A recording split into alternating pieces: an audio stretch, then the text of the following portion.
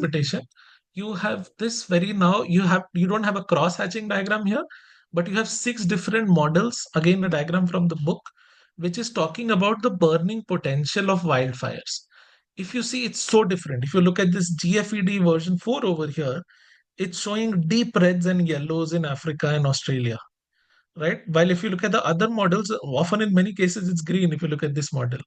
Now, why is this happening? The very important part over here, again, additional context for you to understand this concept, is that each global climate model makes very different assumptions when it comes to wildfire. So they are taking different assumptions on temperature, most importantly for wildfire, by the way, vegetation, soil moisture, and the land use of human factors. So you'll end up getting even more variations over here. Now, here I wanted to discuss one specific example. This is the very recent example of the LA or the Los Angeles wildfire. Now we'll take a pause over here before I want to get into this concept. I want to hear from all of you. Use the chat or sort of unmute yourself and participate. But what do you think were the reasons of the Los Angeles wildfire, which happened like in the month of January? Like all of the celebrity houses were burned down, the seashore disappeared. Anyone? What set of factors, single factor, maybe biggest factor? What do you think for anyone who followed the news? Drought was one of the factors, correct?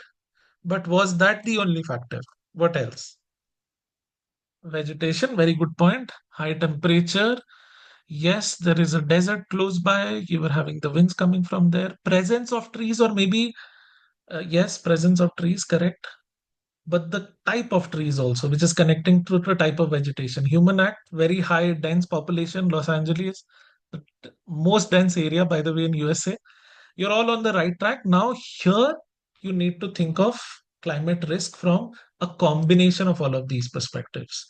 Air, wind, yes, now let me just explain specifically what happened. So when you look at the Los Angeles area, uh, a month before January, which is December, the temperature were 1 to 2.5 degree higher, right? Add to this the lean rainfall all through 2024, a hot summer and a drier fall.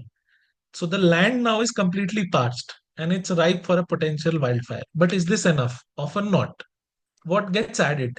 Now you have the winds which are blowing from here. You have the Los Angeles area here where most of the fire was sort of happening.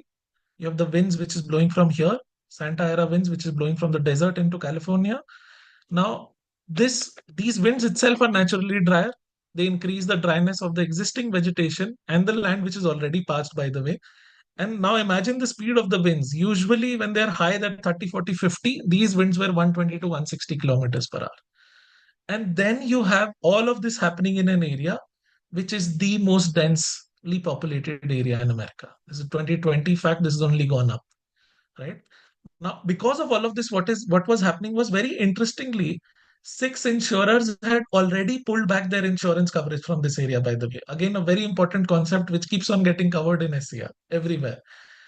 And because they had clearly identified through their own climate model, risk assessment, stress testing, that yes, this is a very wildfire risk prone area, our losses could be very massive here.